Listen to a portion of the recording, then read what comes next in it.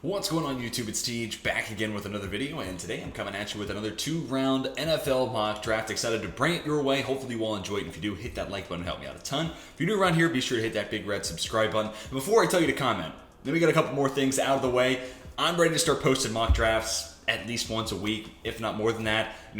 Obviously, the Davante Adams trade last night kind of shatters the NFL landscape as we know it. We're waiting on the Deshaun Watson trade. Sounds like that might come after this upcoming weekend, so we'll wait and see there. But anytime there's a big move like that, I'm ready to start making mock draft content. And furthermore, every time I do one of these videos, I have a hard time solidifying, this is the path I want this team to take. And I think this prospect makes a great fit.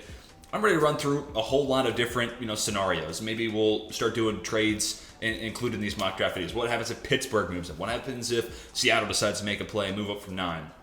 Minnesota from 12, or what if the Eagles package some of their pick, whatever the case may be. I kind of want to explore some of those scenarios and just try to see what the board might ultimately play out and look like once we get to April. And today we're going to focus a lot on the Green Bay Packers. Obviously, the Davante Adams trade is focus changing for Green Bay and what they're going to try to do this draft. So I'm excited, and my goal in mind with what I've prepared is something that will allow Green Bay to stay on track to be one of the best teams in the NFC and legitimate Super Bowl contenders. And not often can teams do what the Bucs did 2 years ago, drafting a Tristan Wirfs and Antoine Winfield Jr. and fix their holes and be one of the best rosters in football.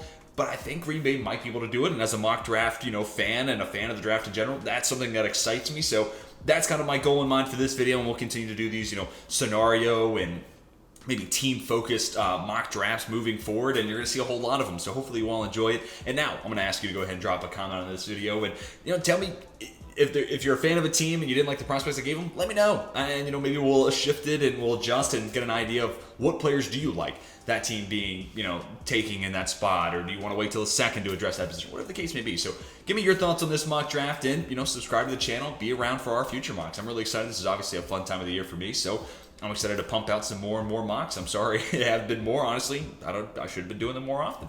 But let's go ahead and start with today's. Aiden Hutchinson's going to be the #1 overall pick. Almost certainly, barring something crazy late in the process. Him and Josh Allen, really nice pass rush duo, position of need, high value target, and, odds on betting favorite. I'm not going to sit on the talk of this one too long.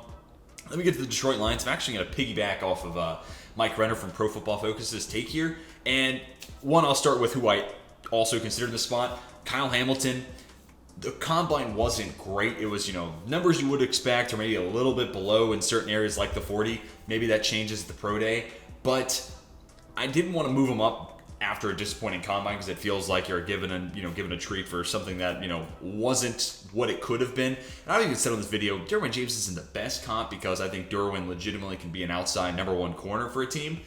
Kyle Hamilton's not quite the same dude, and you see that with some of the numbers. You certainly see it in the 40. Doesn't have that straight line, go get it speed that like a Derwin has. So maybe it's more of a Justin Simmons comp. That said, Justin Simmons is a hell of a player, so that's not a bad guy to be compared to whatsoever. But because of that, maybe that's not the move at 2. And I would go Kayvon Thibodeau, but I just don't know where the Lions stand on his personality, the off-field, the focus, his passion. Does he love football? Blah, blah, blah. I wasn't there in the meeting room. I can't speak to it. At that point, that's where, this is a lot of what I would do for these teams, but I am leaning into, what's some hot talk going on right now and trying to predict where teams might lean and what we've focused and what we've heard so far through this process. And I just don't know where the Lions stand on Thibodeau, so I decided to take it in a different direction. I would take Thibodeau in this spot, but Ikem Ekwonu also makes some sense. One, it's just kind of a mean run-blocking mauler, the biting kneecaps, let the jokes fly. That's, kind of a match made in heaven for Dan Campbell and Ikem Ekwonu. But also the timeline works out. If the Lions hold on to Taylor Decker throughout his full contract, well, Ikem Ekwonu could step in and be the new left tackle after, and he'd be stepping into year 4. So by that point, you feel like you have a pretty good judge on, did Ikem Ekwonu pan out, right? Did it work? Can he shift over to play left tackle? And if he can, great, boom, you have a Taylor Decker replacement seamlessly. In the time being, him and Frank Ragnow up the middle, DeAndre Swift, Jamal Williams, they have got to be happy with that type of addition. So I think the timeline works out. And also, I just don't know where the Lions stand on Thibodeau's character. I don't know if Hamilton, given the athletic measurables, is going to be special enough in the NFL's eyes to move up to 2. So let's go with Ikem Ekwonu, go, pseudo best player available, him or Evan Neal in the spot. take advantage of what we know he will be as a good guard, given his run blocking ability and his ability to move forward, work vertically up the field as a blocker. So I think that makes some sense, and plus potential left tackle in the future. Him and Penei Sewell. Maybe we're not talking about a tackle need for Detroit for a decade. Wouldn't that be crazy? Him and Sewell maybe long term. And for the meantime, Decker, Kim Aquano, Frank Ragnow, Jordan Jackson, Penei Sewell. That is an offensive line that is one of the best in the league. So not a great spot for Detroit. You obviously try to trade out of this spot, but for the time being, I think Kim Aquano might be where I'd want to go there. Him or Thibodeau to me. And then we get to the Houston Texans. Evan Neal, this is a pretty easy one to me. We'll see what happens with Laramie Tunsil. If he's traded, I think it makes some sense for Houston. Reset the timetable a little bit. Evan Neal becomes your franchise left tackle compared to Tunsil. If not, playing the right tackle, replace Otis Howard. He can play guard. No matter what, there's an upgrade somewhere there across the offensive line, which this team not going to be addressing quarterback, doesn't seem like this year. So focus on the offensive line. Do what Detroit did last year. Find those, trench areas where you can improve and try to add some talent on the outside would certainly go a long ways as well. And then put your team in a good spot where once you get a rookie quarterback, you're not going to completely ruin their development. So I think Evan Neal makes a ton of sense there. Then we get to the Jets. This is where I'm going to have Kayvon Thibodeau go. He might fall further than this. I've seen the Seahawks at 9. I've seen to Atlanta at 8. I've seen to the Jets 10.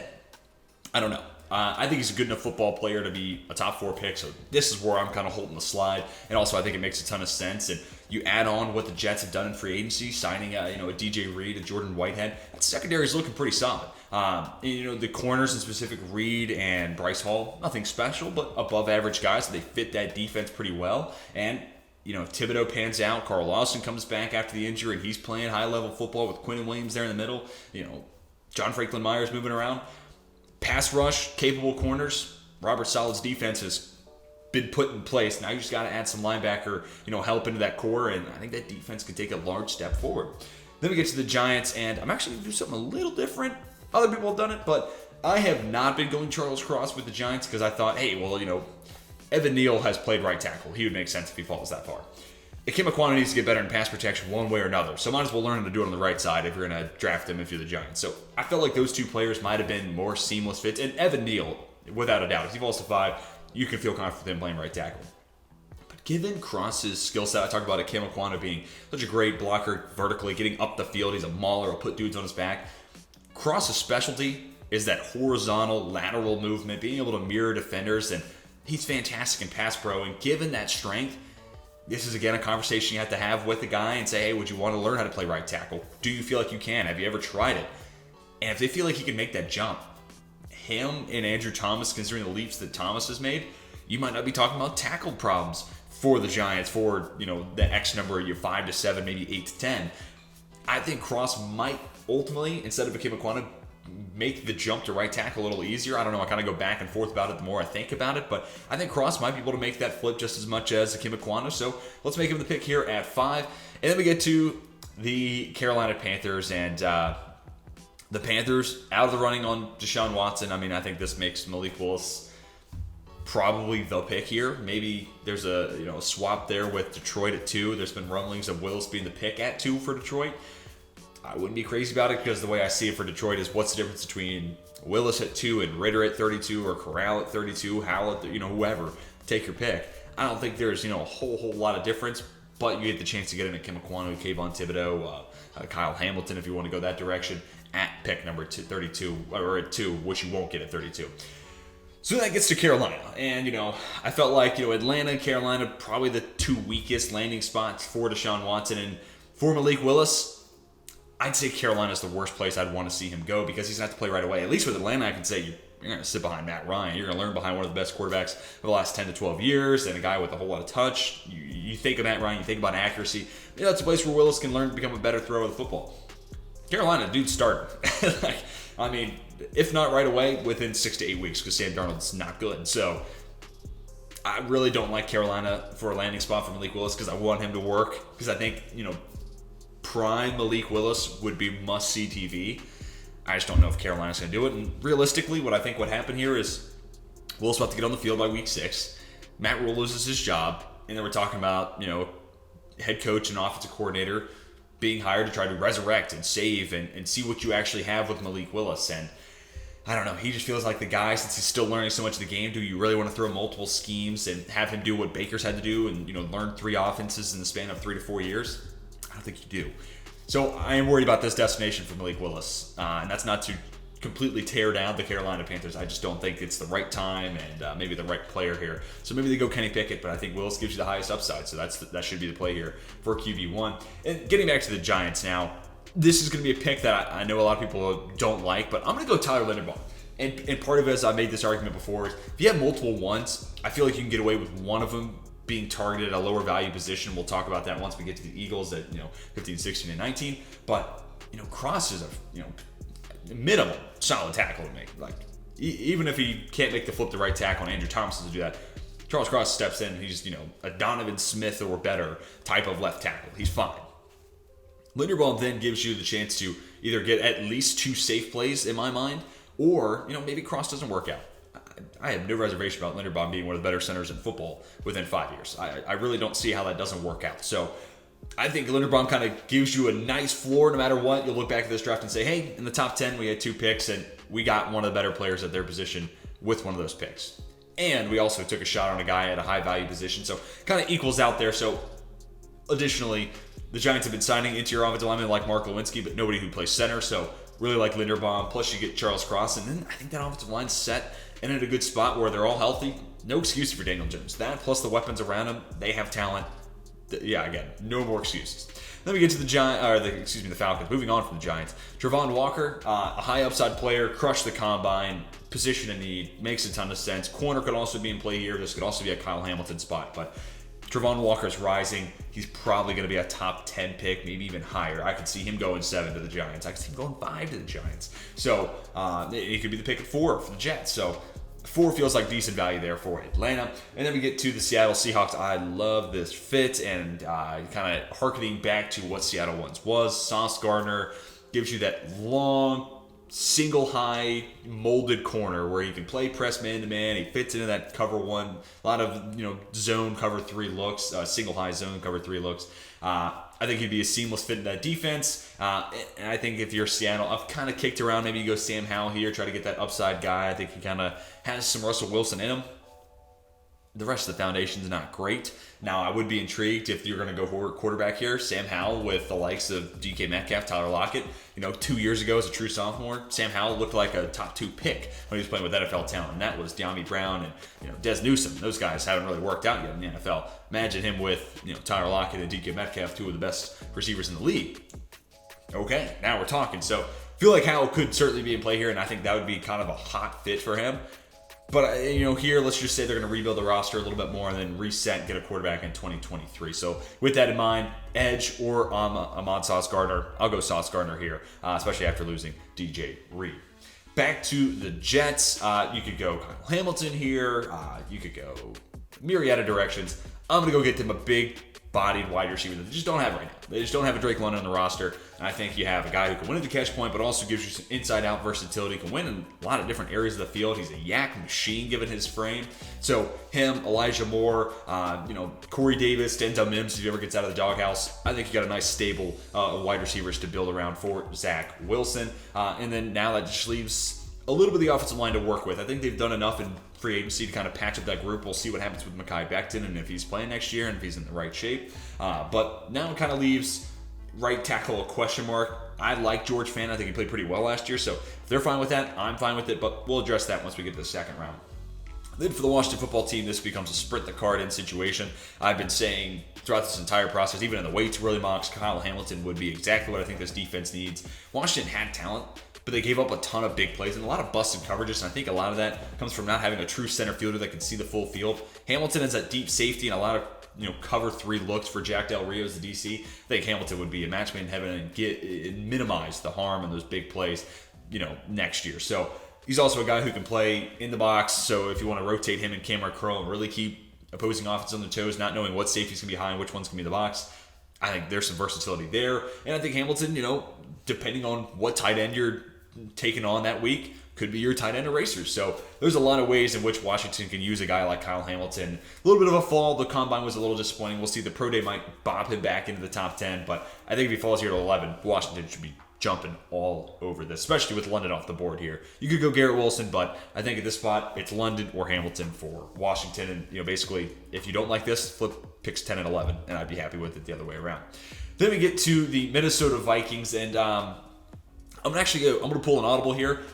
I have written in my notes David Ojabo, but he actually just got hurt at his pro day, and apparently he got really, really quiet, so he might be someone who's fallen. So on the fly here, I'm just going to basically flip where I have Ojabo and Jermaine Johnson going and might better match their value here once we know more about this injury. So Jermaine Johnson, I think, fantastic fit. And, Minnesota, their new DC, has already said they want to be versatile. It's going to be more 3-4 compared to the 4-3 of old, but they're going to be scheme, versatile there. Give, opposing, offenses a lot to work with. And, realistically, if you're a base 3-4, once you get to nickel, it's a 4-man front, so it's whatever your 4-3 set would be, but maybe you're rotating an edge guy to play on the interior. I'm getting into the weeds here, but Jermaine Johnson, no matter what you want to do, 3-4 outside, stand-up linebacker, it works. 4-3 hand in the dirt, it works. So got no problem with Jermaine Johnson being the pick here at all, especially if this team decides to move on from Danielle Hunter, which might be inevitable.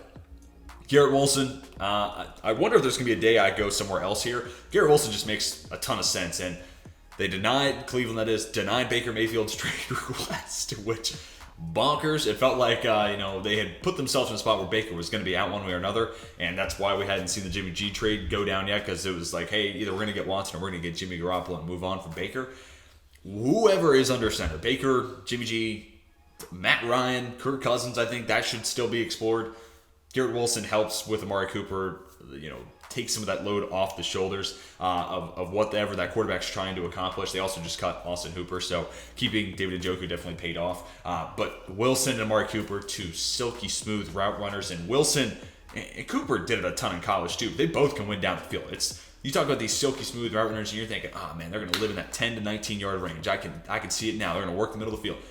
That's not to say these dudes can't get open down the field and toast corners and create some big plays for a guy with a strong arm in Baker Mayfield. Wilson also really good after the catch. And, him, Mitchell Schwartz, I think there's some value to be tapped into there for Cleveland. So I like that fit a lot. And, it's one that I've done a ton of these videos.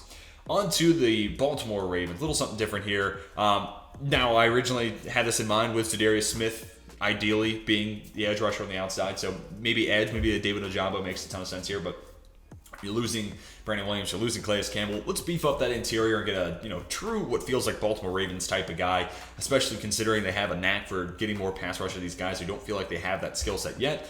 If they get Jordan Davis to become an average pass rusher at a nose tackle spot, they're going to have a dominant player on their hands, and big body dude, that's one way to replace Calais Campbell. So like that fit a ton. And, Davis and Linderbaum are both guys where I have a hard time finding real good fits for them. So when I see it, I kind of jump on it maybe a little early. So maybe 14 feels about right for Davis, maybe 7 for Linderbaum's a little early, but it's tough to find where those guys are because in reality, a center, nose tackle, they're specialists. They're not high value positions of value. So hard to find homes for him. I like Davis here at 14, however. Then we get to the Eagles for 3 picks over the next 6. Let's start with Derek Stingley Jr. And at pick number 16, I'm actually going to go get them another Georgia interior defensive lineman. And this is your Fletcher Cox replacement. I think Davante Wyatt is a seamless transition from Fletcher Cox. Now my hesitation here, and they could totally go somewhere else, and maybe this is a Treylon Burke spot. They did draft Marlon Tuipulotu, who's more of a nose run stopper, and Milton Williams, who is this 3-tech coming out of Louisiana Lafayette, if memory serves, last year, and he was someone with an unbelievable raw athletic score, maybe a year of development. They might just feel comfortable with Milton Williams being that Fletcher Cox replacement and playing him next to Javon Hargrave, or saying, hey, Javon, you're going to be the pass rush DT, and Marlon, you're going to be there to eat blocks and stop the run. That could be in the fold too. So Wyatt might not be someone that they're looking at here with 16, but they always draft players in the trenches. So at the same time, I kind of feel like they might go get someone special here. And, maybe it's something where Hargrave, after his contract expires, it's Milton Williams, and Davante Wyatt as those nasty 3-techs rotating in Marlon Tuipulotu as the run stopper. Maybe that's the pathway of the future. I don't know, but I do like the idea of using Davante Wyatt as your Fletcher Cox replacement. Then for the Chargers, this is another one I've mocked 1,000 times. Jameson Williams, you add him with Mike Williams and Keenan Allen, that offense will go crazy. And plus, they've been spending so much money in free agency, but also acquiring the contract to Khalil Mack. They've done a ton to address the defense, and now you could say if Jordan Davis falls here, have him go in through the rotation of Austin Jackson and Sebastian Joseph Day at the tackle spot. Don't hate it. I also don't hate Devin Lloyd here. They do need a true middle linebacker to kind of hold up. Think about a Devondre Campbell and how much he had to do with Green Bay, considering the amount of too high that they were playing, and they basically roll out with one linebacker. You're going to see a lot of that it's in LA as well with the Chargers. So they may not always be one linebacker sets. It might be two, but they still need a presence there because Kenneth Murray ain't it. He's definitely more of a pass rusher than he is just a true sideline-to-sideline field general linebacker. So Devin Lloyd makes some sense here. So I'm going Williams this time around, but maybe next time I'll flip it around and go to Devin Lloyd. On to the Saints. They feel like they're going to get Deshaun Watson, so this pick is probably going to Houston.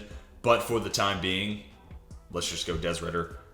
I don't think this is going to be the Saints pick. Honestly, after the weekend, the Saints are clearing a ton of cap space, and it sounds like a combination of maybe Cesar Ruiz, maybe Eric McCoy, a couple of C.J. Gardner-Johnson. They might be involved in the trade as well. So it sounds like New Orleans is going to get Deshaun Watson, which is crazy. So this seems like it's going to be a Houston Texans pick pretty soon, and we'll kind of readjust in that spot. I really like some of the edge players that are still on the board here. You can just go true BPA. You can go corner as well. So definitely some options once we get to Houston having this pick. But for right now, it's still New Orleans. And final pick for the Eagles in the first round. This is where I have Devin Lloyd coming off the board. I've said it 1,000 times. You just got to get more athletic in that spot. TJ Edwards is a good player. I think Lloyd gives you the boost that you don't have, given Edwards is not necessarily the most mobile guy, isn't a true sideline-to-sideline backer. So Lloyd, Edwards, I think they complement each other really, really well there. Then we get to the Pittsburgh Steelers, and I think they want Malik Willis. It's going to take a pretty penny to get up there. So, considering there's no trade to this video, let's just go with the next highest upside quarterback in my eyes, and that's Sam Howell. And this could be a spot where it's Trubisky for the first 8, 10, maybe full first season. And then Howell takes over. We'll see. I think Pittsburgh wants Malik Wilson. I think they're willing to trade up to go get him. So, time will tell. But if they stand pat and hold at 20, it's probably just best quarterback available. And in my eyes right now, I'd say that's Sam Howell. Then we get to the New England Patriots. This could be a Nakobe Dean. This could be Liam Shenault. But they desperately need cornerback after letting J.C. Jackson go. And I was saying, man, in these videos, if Jalen Mills is their number one corner next year, I don't care how much zone you're running, that's a problem. So a lot of Patriots fans have been saying, we don't need J.C. Jackson. We shifted more zone last year. Well, if Bill Belichick wants to roll back the clock and run a lot of man, Andrew Booth Jr. is a fit. If he wants to dial up more zone like he did last year, Andrew Booth Jr. will fit. So I think he's a very scheme versatile player here, and if Derek Stingley falls to 21, I bet they're spreading the card. If not, let's go with the next most versatile guy here on the board with Andrew Booth Jr. I say that Trent McDuffie is definitely going to be too high, zone-heavy defense. Kyrie Elam is that man press, can play in a single-high type of defense. So we'll talk about them in a little bit. Here we go. Let the fun begin. I'm going 2 wide receivers in round 1. Green Bay has hated doing this, but I know Aaron Rodgers is the guy making this pick. So let's go snag Chris Olave. This is one you will see a ton, and this is just a downfield burner. And one, it's just a great fit because all I can help but think about is, man, if they had Davante Adams and Chris Olave as their outside wide receivers, they could do some serious damage. Obviously, now having to do that without Davante Adams, but Chris Olave, downfield, great speed, something they just don't have in that wide receiver room. Love that addition. And this is where I originally had Jermaine Johnson going, and it was basically a steal in a lot of ways for the Cardinals. With the Jabba's injury, obviously this is just happening literally maybe an hour ago. We don't know a whole lot yet, so let's just say Jabba slides, and this is your Chandler Jones placement in Arizona. And for the Dallas Cowboys, I'm actually sticking at the edge rush position. Another guy who could potentially fall, maybe even fall a little bit further. The Randy Gregory signing falls through. Edge now a big-time need. George Karlaftis got a nice deal and a nice value with DeMarcus Lawrence. So him opposite of Karlaftis, I like that a ton. Karlaftis is also pretty good against the run, so some additional value there as well. And, this could change. Maybe Zadarius Smith backed out of the Ravens deal to go sign with Dallas. If that's the case, we'll readjust. But I think maintaining that edge and then using Micah Parsons as this off-ball tee-off against guard, stand up over the left guard, and just have his way in a pass-rushing set, I think that's a really appetizing, proposition that Dan Quinn really did do a good job taking advantage of last year. So let's keep that edge rotation alive with Karlaftis at 24. For the Buffalo Bills, yeah, this is a no-brainer in this spot. I don't think Trent McDuffie falls this far, to be honest with you. And realistically, we'll see ultimately what pans out. But losing an edge rusher, maybe the Ravens are looking there. But I could also see the Ravens going Derek Stingley, and that forces Trent McDuffie to be the pick for Philadelphia. Or maybe Philadelphia just wants Trent McDuffie, and then Derek Stingley Jr. falls to 21 and the Patriots lap, and the Bills have to go somewhere else. In that case, I'll have to adjust a little bit. I'm not entirely sure what I'd want them to do. Maybe interior offensive line of Kenyon Green could be a nice Darrell Williams replacement at right guard. Zion Johnson, same thing, but different. So probably IOL if McDuffie doesn't fall to this point for the Bills. But hey, some awesome value here and a tremendous scheme fit. Awesome player to have opposite of Tre'Davious White. Then we get to the Titans, and I'm going to go Treylon Burks. A lot of people have comped him to A.J. Brown. I wasn't really crazy about that comp anyways. But part of what enamored Titans fans and what made the risk worthy to go after and trade a second for Julio Jones, they now released him, was, man, just to have those two athletic specimens who were just like built legitimately out of a lab, obviously one another playing on the outside. Treylon Burks, the combine was disappointing, but if he didn't hype himself up and if the media didn't kind of run away with it, his numbers were fine, especially given his size. Like, might have been an inch shorter than previously anticipated, and he might not look like the most solid 220. Maybe he shaves it down to 215, 212, gets a little more bulk. While doing that, him and A.J. Brown, that could be a really spicy wide receiver combo. And when you're working with a Ryan Tannehill, you got to put weapons around him. So I really do like Burks there at 26. And maybe this is the type of guy they're eyeing anyways, and that, kind of push them in a direction saying, hey, Julio Jones is going to work out, paying him a lot of money. Let's just go draft and get cheaper at that position with a guy like Treylon Burks. Moving on, Tampa Bay Buccaneers. I'm going to give them an awesome value here. And they do have Robert Haynes, who they took in the mid-rounds, day 2 last year, 3rd round, if I do recall, at Notre Dame. So he could be one of the guards, and they got an absolute steal with Shaq Mason. They brought back Ryan Jensen. So I'm thinking Zion Johnson is, basically your Ali Marpet replacement and plays at that left guard spot. You could also draft Kenyon Green to do the same thing. This also could be, Devontae Wyatt falls down here. I like that pick. Sounds like Julio Jones might be interested to go to the wide receiver room in Tampa. So I don't know if that's fully going to be something they're looking at here. If not, IOL, I do like some cornerback options that could be available. Maybe a Kyer Elam. Don't know if he's a perfect fit, but that could be something that's in play here. But Zion Johnson, if they don't feel like Robert Hainsey's ready right away, and additionally, Tristan Wirfs gets hurt, Donovan Smith gets hurt. You have some flexibility there with Zion Johnson one way or another. Then we're back to the Green Bay Packers, and let's have some fun. I'd love Treylon Burks to fall to this spot, but for the time being, let's go Christian Watson. Let's go get a dude who's 6'4" and runs a sub 440. Him and Olave, you got some size with Watson, and they both have an abundance of speed and a ton of downfield ability. Now, we'll see what they decide to do in free agency. I'm going 2 first-rounders. That might not ultimately be what they want to do. They might go Bernard Ryman here, get a right tackle and a replacement for Billy Turner. They already have Elton Jenkins, who I think can play that spot and makes him more valuable at a higher, position of value. But that said, if this team signs Jarvis Landry, a Juju Smith-Schuster, or Julio Jones, we'll see. Obviously, that changes the strategy. But right now, in this moment, 1:20 on Friday afternoon, I'm liking the idea of Olave plus Watson. Stacking on top of, being the top of that depth chart for Green Bay. And then, we'll see what else they add in free agency. Maybe Amari Rodgers steps up into the role and you have these 3 young, well carved out specialists in a lot of ways for Green Bay, and then aided by having one of the hottest quarterbacks in the league right now, back-to-back MVP winner in Aaron Rodgers. So I'm enamored by it, and I think this is kind of the steps in the right direction for Green Bay to stay competitive. Moving on to the Dolphins, they get an absolute steal in value here. I don't think Trevor Penning stays on the board until 29, but I had a hard time finding a spot for him. Leo Collins cut by Dallas, maybe that's a spot. Plug and play, that's your right tackle of the future. That could certainly be an option here as well. But because Penning slides, Miami gets a stellar value, if you ask me. And in Kansas City, I think it's one of the better fits that I could draw up for Kyer Elam. I think this would be a stellar ad. You lose Charvarius Ward, Kyer Elam, get cheaper the position, plug and play.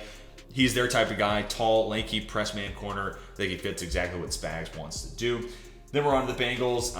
Another solid value here. I'm kind of interested. The Draft Network has Bernard Ryman at 52. I know his 40 wasn't insane, but he did put up 30 on the bench, and he's still a solid athlete. Like, he runs it basically right at a 5-second 40. He's a good mover. And, former, tight end converted to tackle. He's still learning the position. He is 25, which is a little concerning. And this might not be the pick for Cincy, because what if they sign a Lyle Collins? Then we'll adjust and we'll probably attack the interior or go cornerback here. But for the time being, let's go Bernard Ryman. And then final pick, this is your honorary quarterback to the Detroit Lions. Then just throwing a dart at the board. And again, I like the idea of Corral at 32, plus, Akim Ekwonu, and we'll see what that develops into at 2 versus going Willis. And at 32, you're saying, okay, let's find what wide receiver might still be available or what impact linebacker there might be on the board or corner for that matter. So I really like the way that's played out. But now, let the fun begin. Round 2 is kind of the most intriguing part of these mock draft videos, and I've had a ton of fun doing it.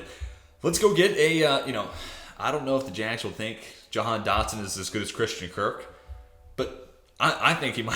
I think this would be a really solid out of that wide receiver room, and I think that's because I'm starting to grow on Jahan Dotson. He's just a guy going in that 10 to 19 yard range really, really well, has that downfield speed to go with it, but it feels like right now, I don't know who's going to play in the slot, Laviska Shenault, Christian Kirk, who's going where, but Kirk feels like a guy who makes his money by making big plays down the field. They're still looking for a guy who can win the intermediate parts of the field, both between the hashes, but also in that 10 to 19 yard range. Dotson, I feel like, aids them in that area big time.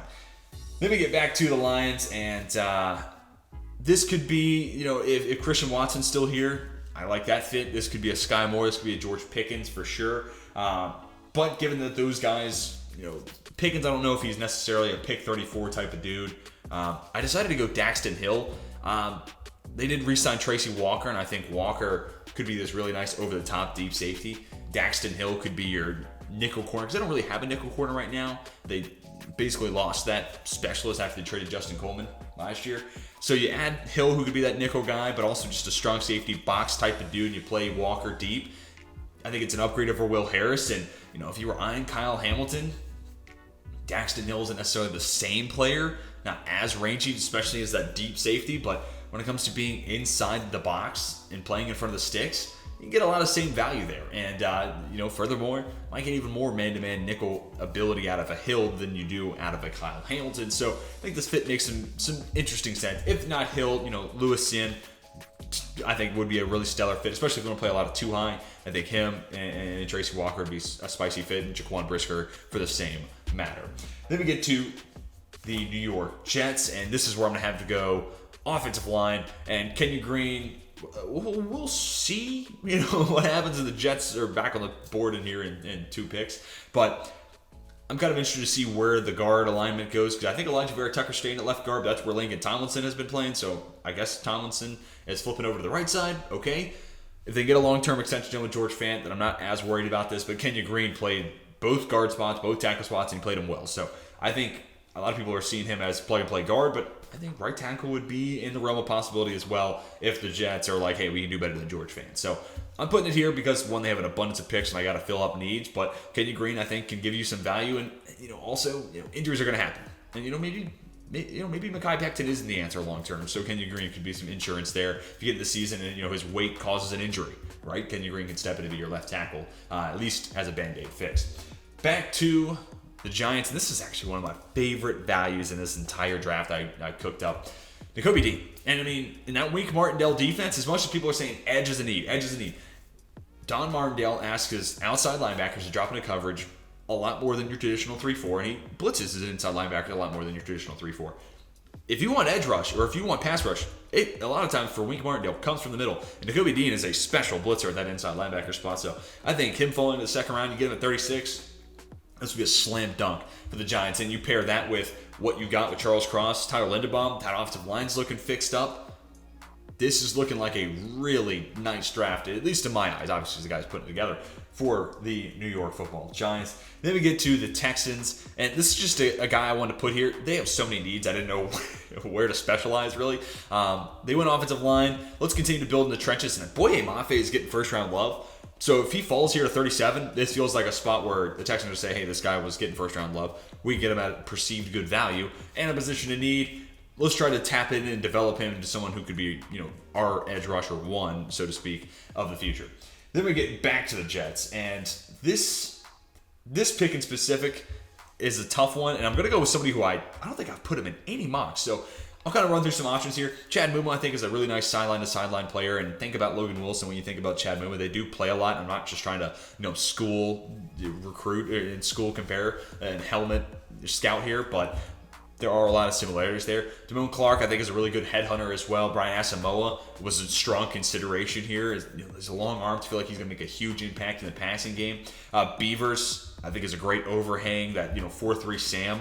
And because of that, Beavers, in a lot of ways, could be the pick. But I'm going to go Quay Walker here. Some of the other honorable mentions, Channing Tindall's a stellar sideline-to-sideline linebacker, and Leo Chenal. Chenal and Harris are more like Nakobe Dean, where part of their value comes from being such good pass rushers from the middle. So I want to see them go to a New England. I want to see them go to a Wink Martindale type of defense that uses that type of pass rush look. So I'm going to go Quay Walker. Want to get a different name in here, talk about a different guy, but like Tyndall, stellar athlete, and he played that 4-3 overhang Sam linebacker role, and I think that's something that the Jets are kind of looking for right now. And you can, in a lot of ways, say that's what they might have seen in Fred Warner when they took him in, day 2 of the draft. Oh, this is just an athletic overhang guy, and he'll be impactful in coverage, especially when you play a whole lot of cover 3 and a lot of cover 4. You're asking those linebackers to be more and more active in zone coverage. I think Quay Walker's got the chops to be an impactful player in that type of role. Moving on to the first of 2 second-round picks, the first mock that I've done with Chicago having 2 seconds. So let's start on the interior. I'm going to go Tyler Smith here, and I actually forgot. A lot of people are calling him a tackle. I'm not really swinging him one way or the other, 6'5", 324. I think to me that signals tackle size, but you could probably, have him, shed a little bit of that weight and potentially play on the interior, maybe at like a 315, 320 mark, so it's not a whole lot to get down to, but tackle guard flexibility depending on what the Bears ultimately do with their left tackle spot and what they want to do as a James Daniel replacement. Tyler Smith makes some sense there. Honorable mention to Darien Canard, who is going to be the next pick off the board here. So if you're a Bears fan and you're thinking, I'm not really thinking Smith's the move here, I like Canard more. In your headcanon, flip it around. And maybe you're saying the same thing for Seattle. Hey, well, we need a right tackle if we don't get Lyle Collins or Trent Brown. I don't know why that name escaped me, but we need a tackle more than a guard. I like Tyler Smith. You can flip this in your headcanon as well. And then sticking with Seattle, let's go get them some help on the edge. Arnold Ebiketie as an athlete could be, this year's Peyton Turner. We're athletically first-round type of dude. Especially in this type of defense, wide 9 rushers, that 4-3 base. I think this is a really nice fit. And you look at what Seattle's done with originally going to only have one of these 3 picks, but we get them Sauce Gardner. Foundational building block in the offensive line, call it Tyler Smith or Darien Canard, whichever one. And Arnold Ebiketie, a potential pass rusher, a long-term pass rushing option to go along with, what they have with Darrell Taylor, who I think showed some nice promise last year. There's some building blocks. And that could put you in a spot where maybe this year, outside of the quarterback position, your roster looks a whole lot better. And then in 2023, you're saying, hey, add Bryce Young in the mix and we're good to go. Or let's go add this veteran who might be available. I think this is a really nice draft that I've put together for Seattle, and positions of high value, but also just areas they are lacking, exceptional talent. So let's try to patch away at those holes. Tangent aside, Indianapolis Colts, this would be an absolute steal. Sky Moore is 100% better than the 57th player on the board. He needs to come up on Draft Network's board, but that's their board, not mine. This is your T.Y. Hilton replacement. I mean, this guy can win underneath. He can win down the field. I think he's also impactful in the middle parts of the gridiron, right? Between the hashes in that 10-19 area that I talked about a ton in this video. Sky Moore is that future slot. And him, Michael Pittman, with whoever the quarterback is going to be a really nice duo and one that I have a ton of fun watching. And it'll make me probably root for the Colts a little bit more because I do like Sky Moore a ton. So Sky Moore, Michael Pittman, whether it's Jimmy Garoppolo, maybe it's Matt Ryan, maybe it's Baker Mayfield. I don't know who's going to be under center for Indianapolis. And because of that, it sounds like they want to go the veteran option. So Jimmy G, Baker, Matt Ryan feels like the most inevitable. But if they don't have an answer, then, look no further than Kenny Pickett. He's got to be in consideration here, and it's actually probably a little insulting that I haven't taken him off the board yet. But here in round 2, I'm not entirely in love with who might take him in potential fits here, and kind of fading Kenny Pickett anyway. So never really been crazy about him, but he's fallen a little bit here. And I'm actually going to stick with wide receiver, and George Pickens would be a stellar ad, especially if one, he's staying in state, that's cool and everything. But if this works out, he has the size, the downfield vertical ability. You pair him with a Kyle Pitts, and then you find that third pass catcher, specifically someone you can work in the yak type of game, have him be an extension of the running game, work underneath and the intermediate parts of the field. You might have a nice special pass core moving forward. Now, I will say, drafting Pickens here at 43 probably opens the door to a Calvin Ridley trade, so that might be part of the hesitation. And maybe this is Kenny Pickett's home. We're going to get back to the Falcons at 58, but maybe this is a Kenny Pickett spot. I could totally see that being a plausibility here, but I decided to go Pickens here, go bank on the upside, and try to get a nasty opposite pass-catching weapon to work with Kyle Pitts. Right now, Livius Zaccheaus is it outside of Kyle Pitts. So they just got to add talent considering Ridley has been suspended for the year. On to the Cleveland Browns.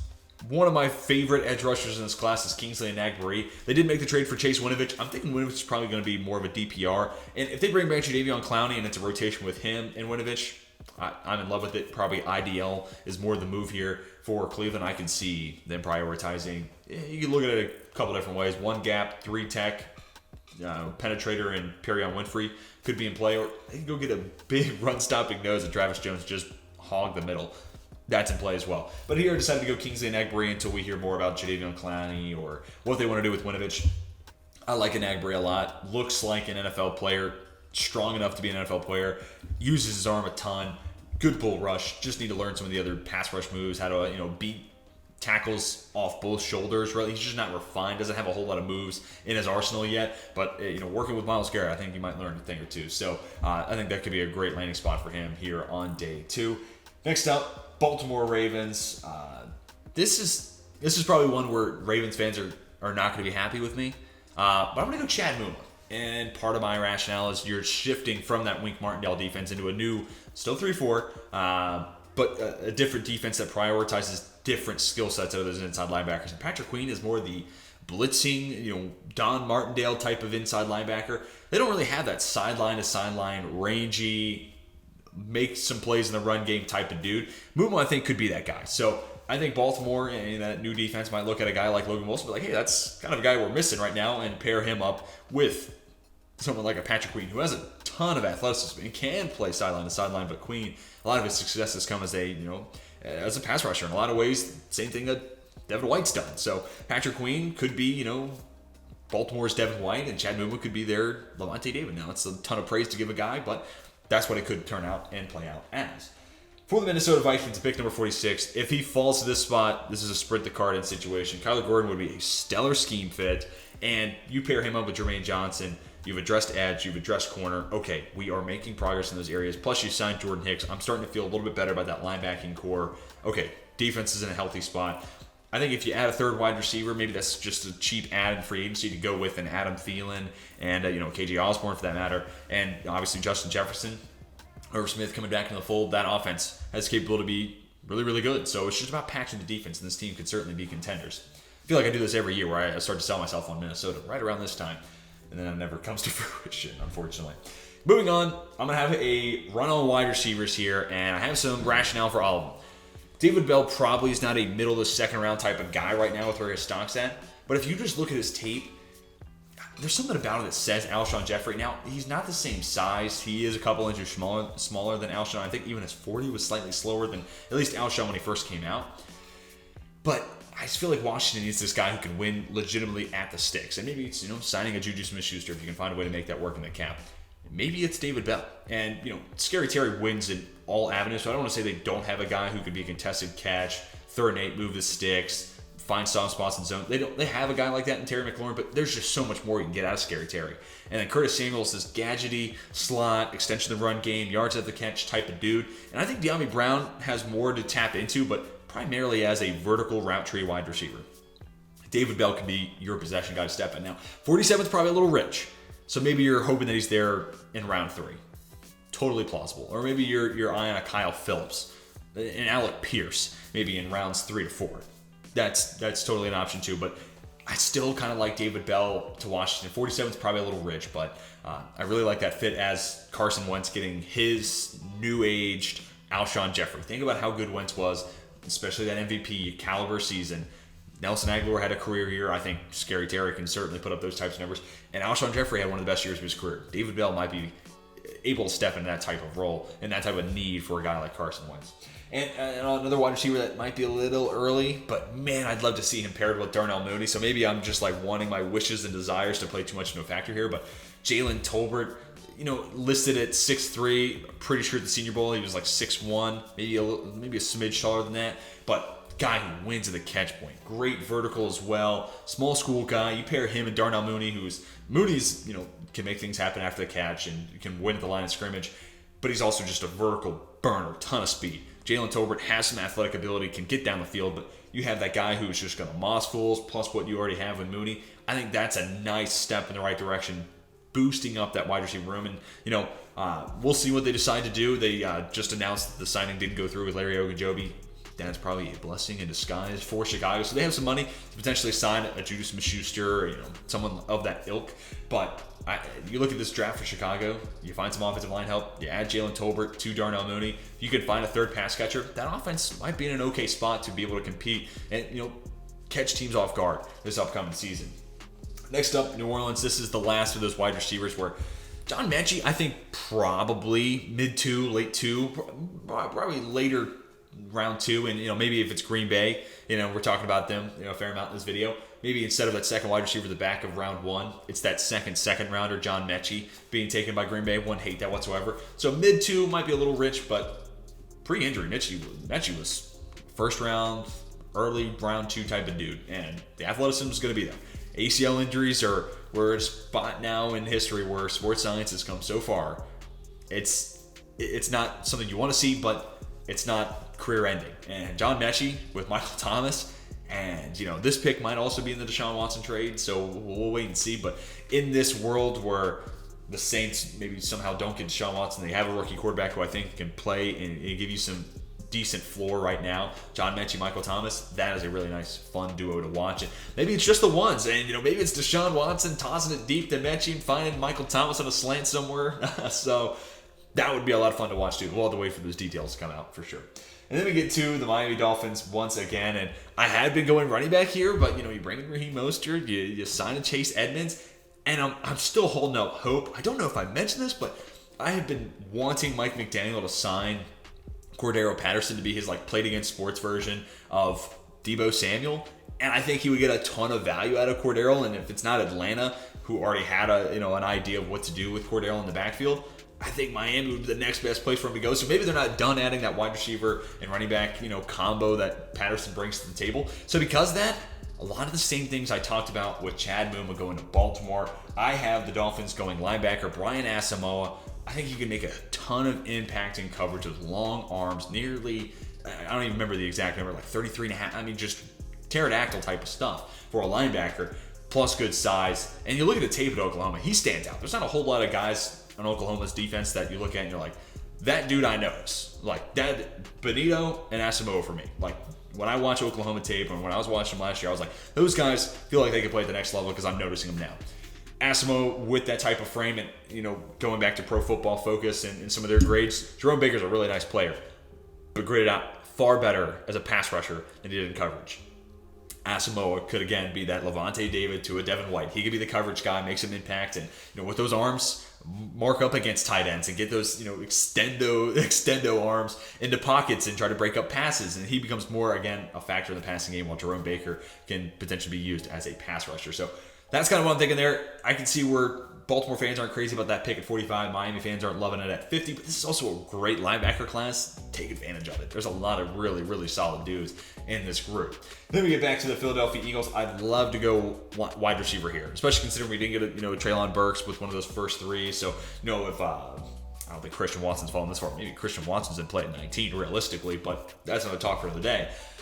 To continue, maybe if George Pickens is still here, that'd be an interesting option. Maybe a Jalen Tolbert makes some sense.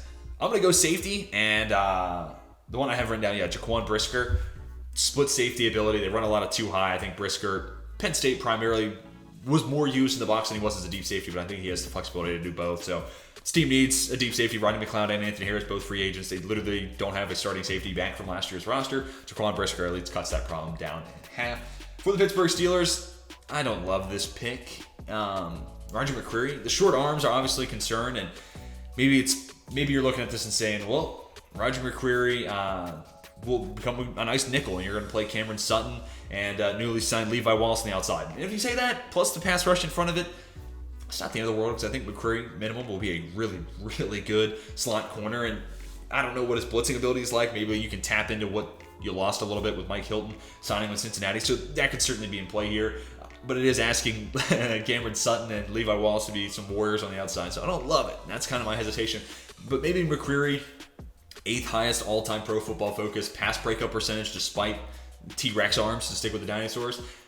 maybe there's something there. Maybe he knows something and has an ability that we just haven't been able to fully evaluate and tap into. And he can play on the outside and give Pittsburgh a much-needed shutdown number one guy.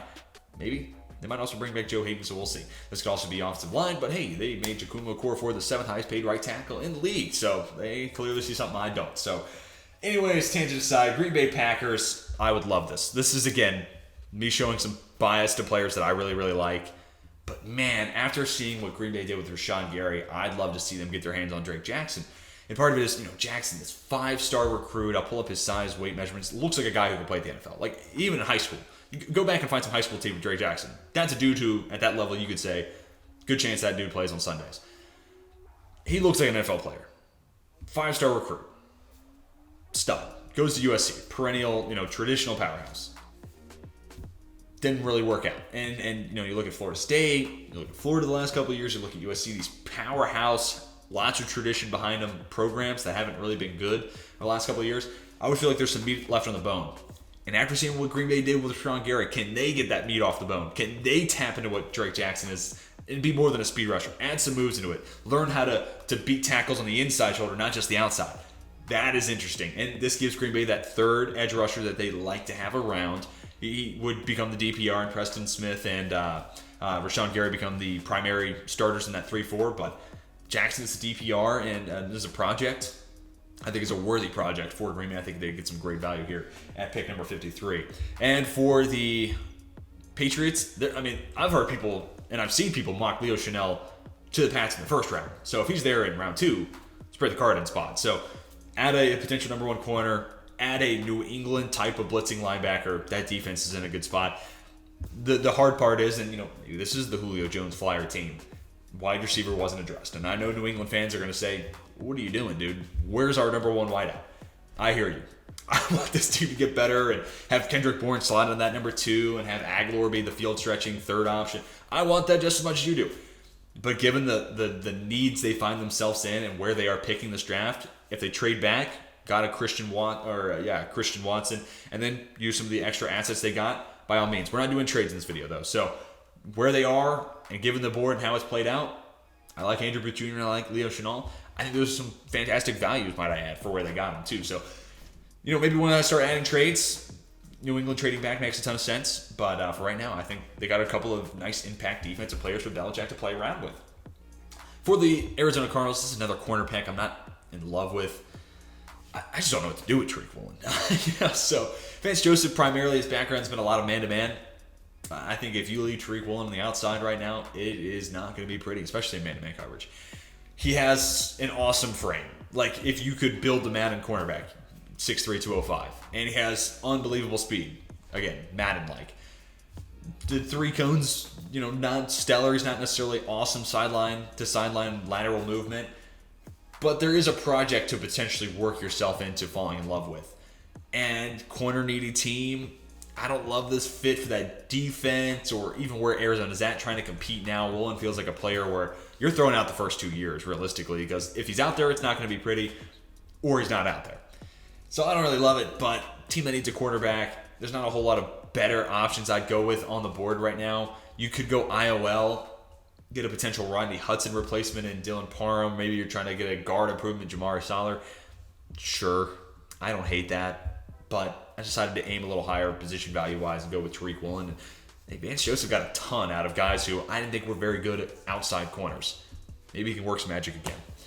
Moving on to the Dallas Cowboys, let's give him Lewis Sin. I don't think Sin falls this far, to be honest with you. But, man, you pair him up, and this is a team that needs safety help. Obviously, they just re-signed Malik Hooker, and he's their best guy right now. And Hooker obviously comes with a ton of question marks in regards to his injury history. But in specific, if you, if a lot of single high, cover 3 look for Dan Quinn, if they would bring back Jerron Kearse and have Lewis Sin do the deep safety, I'd really like that duo. And then Malik Hooker kind of just rotating in and out.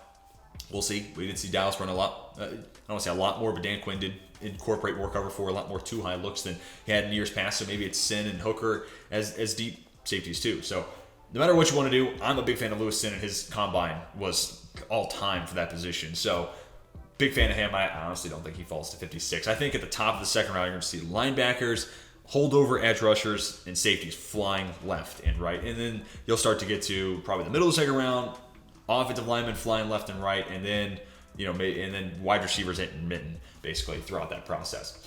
Moving on to the Buffalo Bills. Also, I don't think I've talked about the Von Miller signing. Brandon Beane. I mean, the guy just does it year after year. Guy steals free agency in the draft. He finds a way to really impress me. And, you might look at that deal and say, okay, well, that probably means AJ Epineza is a failed experiment. Boogie Basham probably won't be a long-term, big part of that defense. Might not be a second contract guy in Buffalo. Sure. Greg Rousseau showed some nice promise as a run stopper.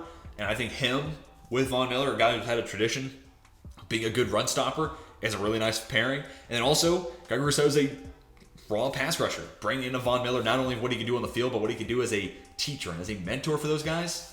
I don't know. This is basically a 3-year, $51.5 million deal. Don't worry about the 6 for $120. Think of it as 3 for $51.5, basically what Chandler Jones got. For the AFC to be stockpiling weapons with the Chargers, the Chiefs are playing with the best quarterback over a 3-year sample size. The Raiders just got Davante Adams. I mean, what are we talking about?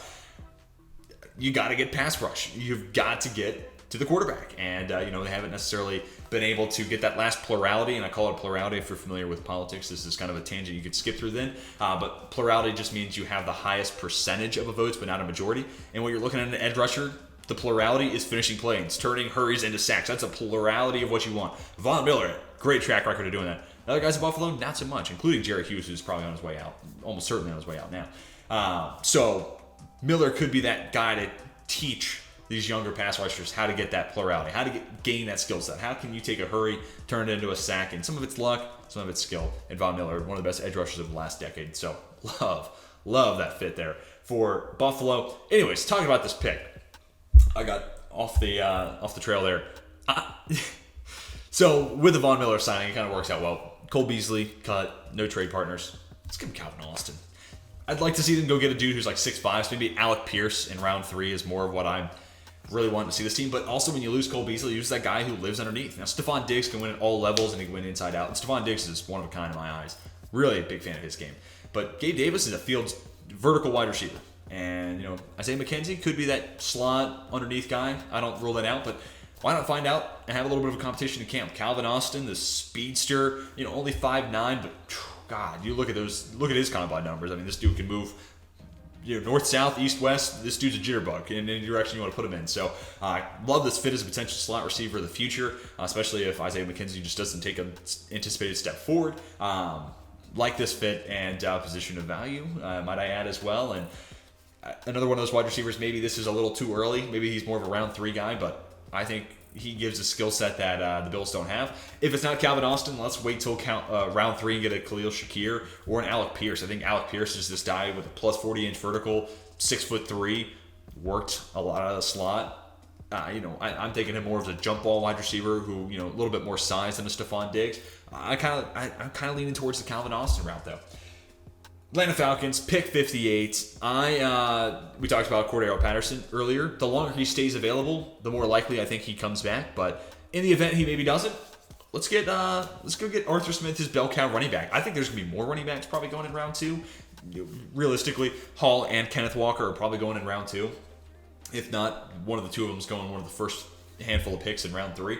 But Breece Hall, man, this could be a guy who add some pass catching ability, and he could be exactly what Arthur Smith's looking for, especially after tapping into and maybe getting accustomed to what they had in Cordero Patterson. But this guy could be the man of the future for Arthur Smith, and patch with the offensive line. I'd love to see what he could become. I'm not saying he's become Derrick Henry in regards to the player or the production, but if they don't bring back Cordero Patterson, I really like Breece Hall as that plug and play starter here.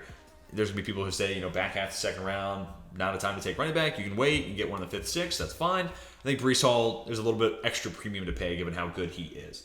Back to the Green Bay Packers. I love this pick.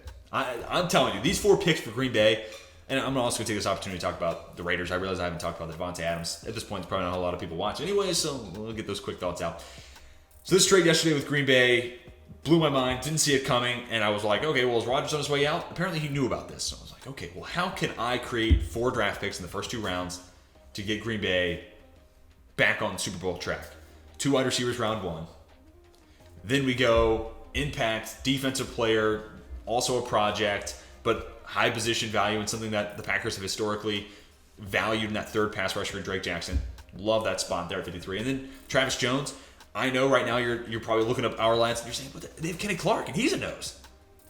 Kenny Clark can play nose or 3-tech. He could be that 3-4 DN, and I think that's where he should be. At this point in Kenny Clark's career, he's getting up there in age. Let him focus on getting the pass rush. Let him focus on being a pass rusher and getting the quarterback. Travis Jones will do the dirty work and eat up blocks. I think there's some pass rush potential with Travis Jones. Having him work with Kenny Clark is an intriguing, pairing in my eyes. But minimum, what I know I'm going to get, Travis Jones will help stop the run, and Devondre Campbell will have a big smile on his face because he's a one linebacker crew. And Kenny Clark kicks over to play that 3-4 D end, and he can focus on getting the pass rush with the likes of Drake Jackson as a DPR, Rashawn Gary as a budding potential superstar, certainly a star, and Preston Smith, who's giving you some good production over the years, might be a little overpaid in my eyes, but good player. 2 impact defensive players, 2 wide receivers in round 1. Then what do you think? Do you think Green Bay would be able to compete? Maybe not be as good as they were once with Davante Adams, but I think they could seriously be Super Bowl contenders, especially in a weak NFC. That is certainly one of their bigger aids.